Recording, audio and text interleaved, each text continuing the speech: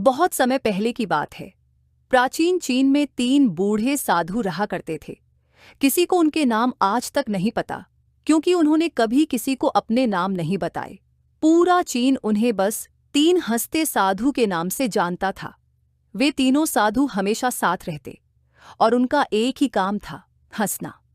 जब भी वे किसी गांव या कस्बे में पहुंचते तो सीधे उस जगह के मुख्य चौक में खड़े हो जाते और जोर जोर से हंसने लगते। धीरे धीरे वहां से गुजरने वाले लोग, व्यापारी, किसान और स्थानीय निवासी उनके साथ हंसने लगते। देखते ही देखते पूरा गांव या कस्बा ठहाकों से गूंज उठता। ये उनका एकमात्र संदेश था। हंसी ही उनकी प्रार्थना थी और आनंद ही उनका उपदेश। उन्होंने कभी किसी से कुछ कहा नहीं, बस लोगों को हंसने का अवसर दिया। धीरे धीरे पूरे चीन में लोग उन्हें पसंद करने लगे, उनका आदर करने लगे।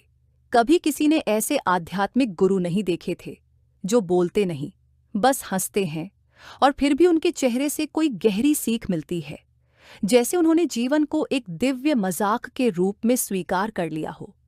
कई वर्षों तक वे साधु यूं ही गांव-गांव घूमते रहे, लोगों में आनंद और मुस्कान बांटते रहे।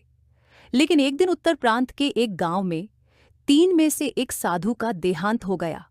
सारी जनता चौंक गई। लोग खेतों और दुकानों को छोड़कर उस स्थान पर इकट्ठा हो गए जहां तीनों साधु रहते थे। अब 2 जीवित और 1 मृत। लोगों को लगा कि अब ये 2 साधु शोक व्यक्त करेंगे, रोएंगे, कुछ कहेंगे, लेकिन हुआ उल्टा। दोनों साधु पहले से भी ज्यादा जोर से हंसने लगे। वे इतने जोर से हंस रहे थे कि लोगों को विश्वास ही नहीं हुआ। तब कुछ लोगों ने हिम्मत करके उनसे पूछ ही लिया, आपके साथी का निधन हो गया है, आप शोक क्यों नहीं मना रहे? और पहली बार उन साधुओं ने उत्तर दिया, कल जब हम तुम्हारे गांव की ओर आ रहे थे तो हमारे इस साथी ने कहा, चलो शर्त लगाते हैं कि हम तीनों में से पहले कौन जाएगा। अब देखो, वो जीत गया। बूढ़ा चालाक निकला। लोग मुस्कुराने लगे, लेकिन साधुओं की बात खत्म नहीं हुई। उसने तो अपनी वसीयत भी पहले से तैयार कर रखी थी।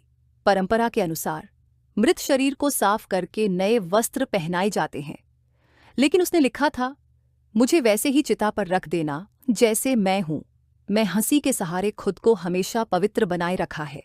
लोगों ने उसकी इच्छा का सम्मान किया और उसे वैसे ही चिता पर रख दिया। लेकिन असली चमत्कार तब हुआ जैसे ही आग ने उसके कपड़े छूने शुरू किए, वहां से रंग बिरंगे पटाखे और फुलझड़ियां छूटने लगीं। चारों ओर रोशनी और रंगों का विस्फोट हुआ।